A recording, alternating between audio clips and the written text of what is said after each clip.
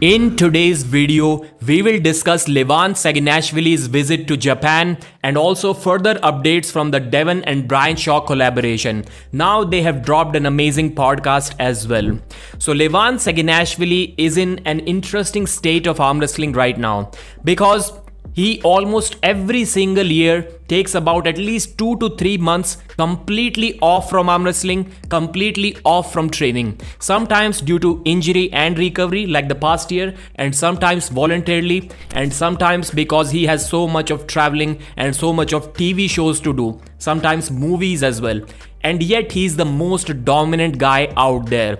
Now this must be an amazing state to be in, because I doubt that anyone else in the top 10 can afford to miss even a couple of weeks of training voluntarily, because there is just not enough time in a year every single day to train enough to defeat Levan Saginashvili. They have to give it all they have. So Levan Saginashvili has arrived in Tokyo yesterday to attend the second Georgia festival. And by the way, Couch Apple, thanks for this amazing post. Otherwise, we wouldn't have known so many details about that. So Levan is in Japan, and there he will be having some tug of war competition, obviously just for fun, and also some funny exhibition kind of arm wrestling with some of the great Japanese arm wrestlers, including the legend Yoshinobu Kanai himself. So it will be really cool if we keep an eye on his Instagram and later on his YouTube channel as well when he drops the full vlog. We will briefly discuss 3 of the recent videos from the recent Brian Shaw and Devon Larratt collaboration.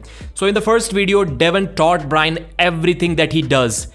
Right from the multi-spinner training to cupping to pronation, every single thing. Although I still believe that the famous pronation lift that Devon does is kind of useless for Brian Shaw at this point of time. It is an exercise for the top 1% elite arm wrestlers only. But it can be a cool measure to know if Brian Shaw's overall pronation strength is going up or not. So Brian really enjoyed it. Overall, it was an amazing experience for him. But the first thing that I saw during that video, was that Brian Shaw had to just give up his whole stack of arm wrestling that he brought to train himself. In the second Q&A video, Brian Shaw asked Devon, or the fans asked Devon, I should say, who is the strongest non-arm wrestling hand that Devon has ever felt. So Devon said that Shaq was one, Khalid Jashel was definitely one, and Brian Shaw also makes that list of incredibly gifted arm wrestlers that are not arm wrestlers yet. Then they discussed opponents for Brian Shaw, and as of now they do not have anyone in their mind. They try to discuss that a lot, but it's difficult to come up with a super match opponent for Brian Shaw. And naturally some people are not really happy because Brian is already thinking about super match competition and not tournament competition. This is a mistake which Larry Wheels did, but luckily Larry has the age on his side. He's still only 29 years old, but Brian Shaw may not have that luxury to fail in super matches for a few years and then start thinking about going to tournaments, start losing there and then start winning there, and then transition over to super matches. So I mostly agree with this comment, but at the same time, if we are somehow able to find a really close opponent, a super match that ends up in a war, something like 4-2 or 4-1 or 4-3, that one match can teach you more than maybe 2-3 tournaments combined. But it's an extremely rare situation. It's a complete matter of luck to find such an opponent, and if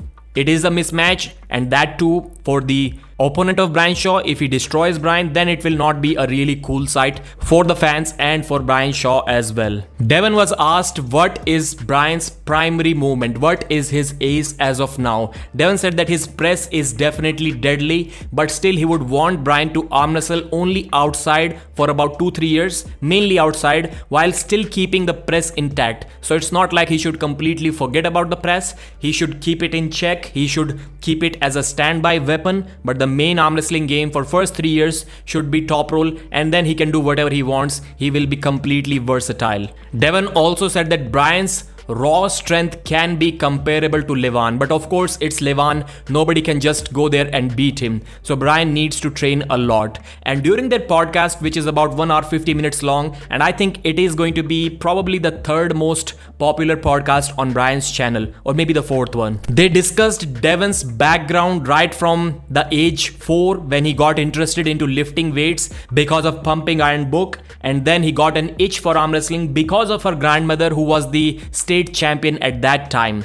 So since then, he has been arm wrestling constantly. Then he worked on oil fields, then he transitioned into the military, then to the special forces. But when arm wrestling started getting more popular around 2014, Devon was forced to make a difficult choice because they want the special forces guys to be anonymous. They don't want their faces to be publicly out there. So Devon had to choose between arm wrestling or military or special forces because he was getting too popular at that time. This was when he participated in Game of Arms and also WL was coming up. Then Devon took 1 year leave, no pay at all, and then he decided to switch to arm wrestling full time. And both Brian and Devon discussed a lot about Levan Saginashvili. Devon believes that it's impossible for anyone below 300 pounds to do anything against Levan.